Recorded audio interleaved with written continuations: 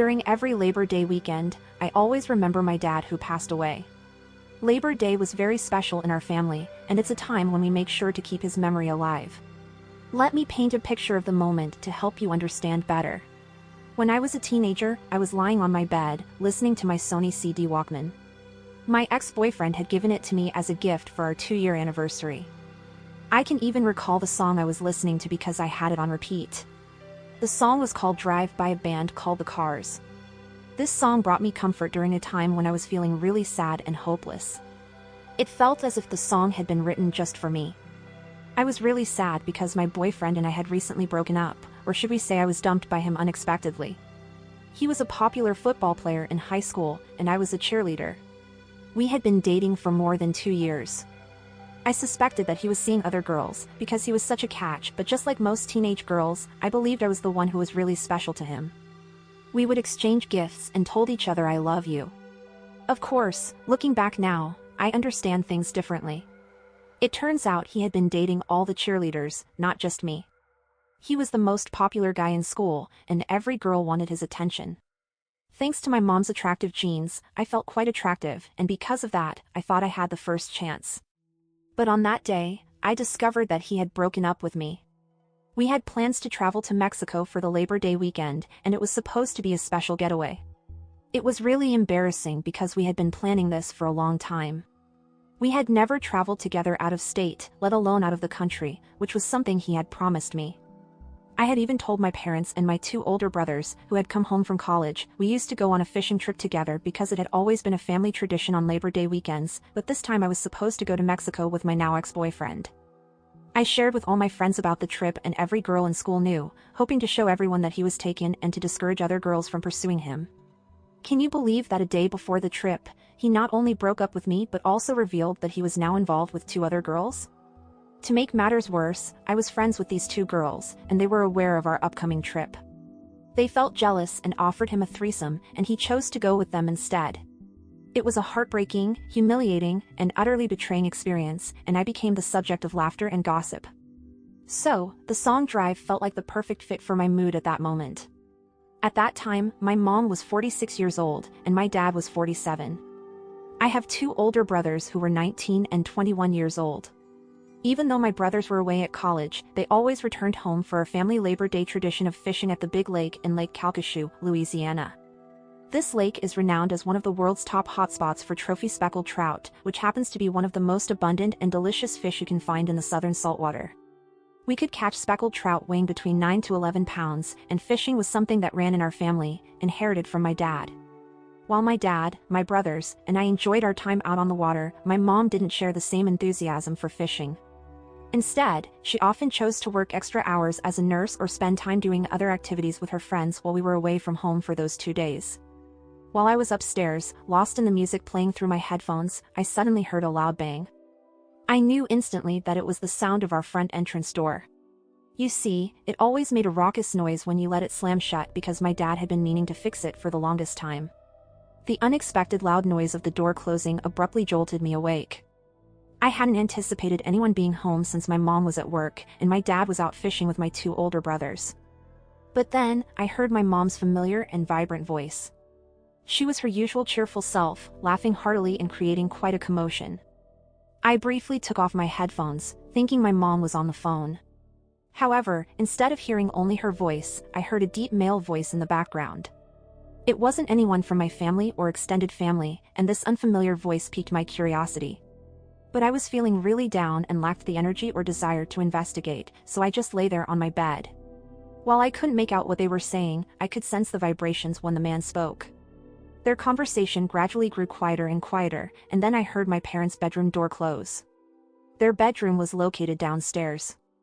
That's when all sorts of alarm bells started ringing in my head, and I knew I had to find out what was happening. I quickly had a feeling that something wasn't right. I began to suspect that my mom might have brought a man home, even though I had never suspected or believed that my mom would cheat on my dad.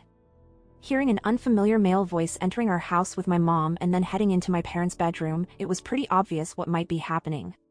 Even someone who might not understand much could figure out what was going on. However, to be absolutely sure that my mind wasn't playing tricks on me and that I wasn't imagining things, I knew I had to get off my bed and investigate to find out the truth. I carefully stepped out of my bed and made my way down the short hallway. My goal was to descend the staircase as quietly as possible, not wanting to make any noise that would alert them to my presence. As I slowly descended the stairs, the unmistakable sounds of both of them engaging in intimate activity became more evident. My curiosity had piqued, and I felt compelled to identify who this person was, as the situation had taken a dramatic turn. It goes without saying that I was utterly shocked. Every word they exchanged felt like a sharp knife twisting in my gut. The laughter and whispered conversations pierced through me like a blade. I couldn't believe what I was hearing. My mom, whom I had always regarded as the most virtuous person in my life, was involved in an affair with a complete stranger while my dad was away. A whirlwind of emotions engulfed me, anger, sadness, and confusion swirled within, creating a turbulent storm of feelings.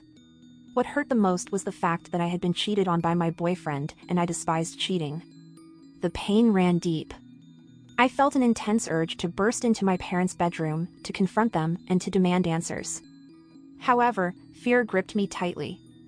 I hesitated, held back by the dread of witnessing the moment when my mom would realize that I had heard every word. Time seemed to slow down, stretching minutes into what felt like endless hours. I remained on the stairs, ensnared by the tumultuous whirlwind of my thoughts. There was no escape from the harsh reality of the situation unfolding before me. My innocence was shattered, my family appeared irreparably fractured, and my heart had been shattered into countless pieces. The echoes of my mom's betrayal reverberated in my ears, serving as a painful and constant reminder that life could change in an instant, leaving behind nothing but anguish and uncertainty. This experience left a profound impact on my teenage mind, and its effects continue to linger to this day. I couldn't fathom how someone could claim to love another person and then betray them in such a devastating manner. I could sense that they were getting ready to come out, and I was still positioned on the middle stair near my parents' bedroom. If I moved any lower, they might spot me if they opened the door immediately. During that time, cell phone videos weren't a thing, and my cell phone could only take pictures. So, I decided to go back upstairs slowly and grab my brother's camcorder. Then, I returned downstairs and began recording. The camcorder could capture audio, albeit faintly. I positioned myself discreetly, hoping to capture the moment when my mom and the stranger emerged from my parents' room. Eventually, I heard the doorknob turn, and I braced myself to avoid getting caught. They both came out confidently, as if they were certain that nobody was home. And to my surprise, I saw the man's face, and I recognized him.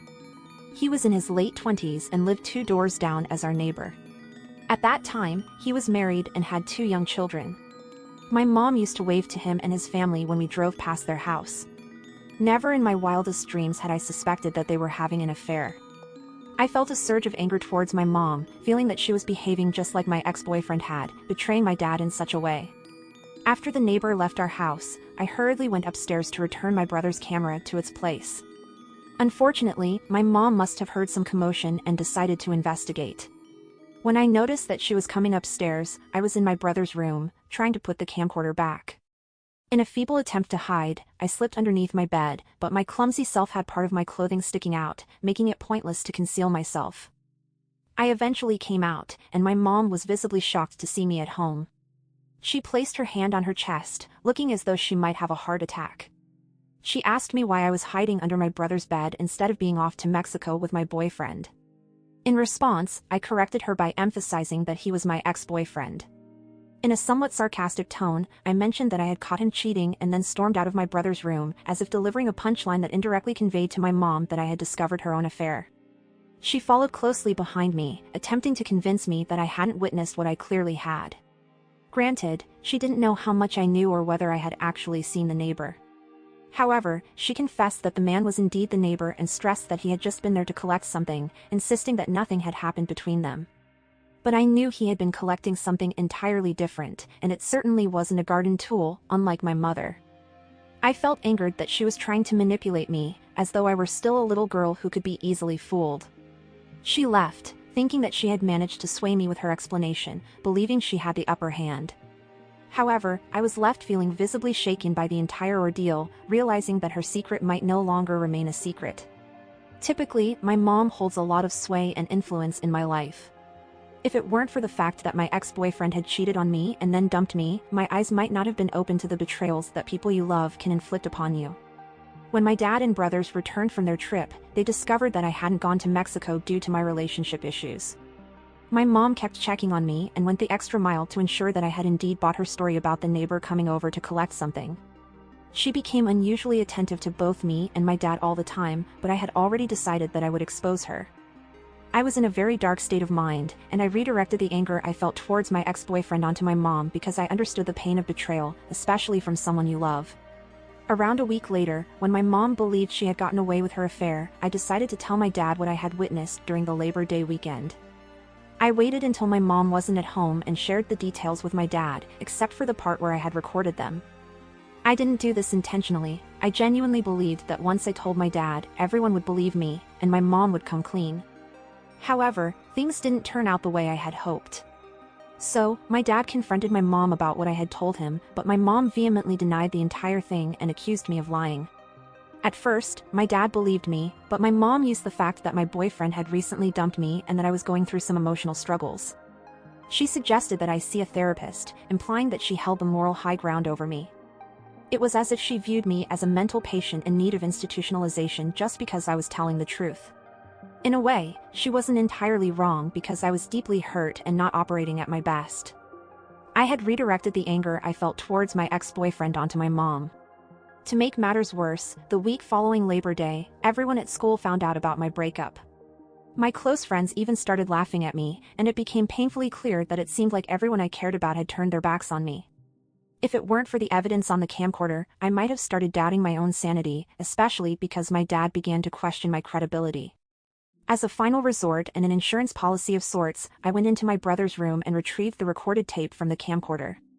After exposing my mom and seeing her use my heartbreak and betrayal against me to manipulate my dad, I wasn't aware that my dad had bought into her story until a few days later. During that time, my mom's behavior changed drastically. She became rude and gave me the silent treatment. We started having arguments, and she would constantly remind me that I was the reason my boyfriend had dumped me, adding that nobody trusted me. That's when I realized that my dad had indeed accepted her version of events. When I finally had a chance to speak with my dad about the situation, he didn't explicitly say that he didn't trust my story, but he kept going in circles, clearly indicating his doubt. It wasn't until I showed him the recorded video that he finally understood that I had been telling the truth. It was disheartening that I had to go to such lengths for him to believe me. However, in hindsight, if I were in his shoes with a trusting wife who had always been responsible and respected, and a troubled teenage daughter with a broken heart, I might have found it challenging to believe my daughter too. After my dad had seen the recorded footage, he confronted my mom, showed her the video, and then asked for a divorce. I vividly remember the heated argument that night. My mom attempted to evade responsibility for her actions, constantly changing her story. Even when the evidence was glaringly clear, she refused to admit to it, according to my dad. However, my dad reached a point where he could no longer forgive her. In short, my parents made the difficult decision to get a divorce, and my dad shared the video with the wife of the other man involved. The neighbor and his wife decided to try to work on their marriage but unfortunately separated about a year later, eventually selling their home. My mom went so far as to label me a home wrecker and claimed that everyone had been happy until I spoke up. Strangely, she never admitted to the affair but still accused me of being the one who had exposed it. It's safe to say that my relationship with my mom has remained strained to this day. Even though I now have children of my own, she has tried to reach out and offer help to my siblings. However, it's been too late for that, as she should have done it years ago. She held a grudge against me for speaking the truth and hoped that I would apologize to her. She felt betrayed, but at the time, I was dealing with a lot of trauma, and her actions were just making things more complicated. Perhaps God intended for me to expose her by placing me in that difficult situation. After the divorce, my two older brothers were already in college, and I was the only one under 18. I stayed with my dad, who supported me and expressed his gratitude for my honesty in telling him the truth. My mom and aunt continued to blame me, asserting that I had caused the family's destruction and negatively impacted my dad's life as well. They argued that my dad never remarried, and he passed away at the age of 67 due to a heart attack. In contrast, my mom had remarried just a year after her divorce from my dad. What my mom and aunt didn't understand was that I had a close relationship with my dad, and I knew he hadn't lived a miserable life. They equated marriage with happiness for him, but I had never seen him happier than after he divorced my mom. He was free to do whatever he wanted. He spent more time fishing, golfing, and traveling to other countries. I only remember him dating one woman, but I was pretty sure he was also meeting women from other countries during his travels.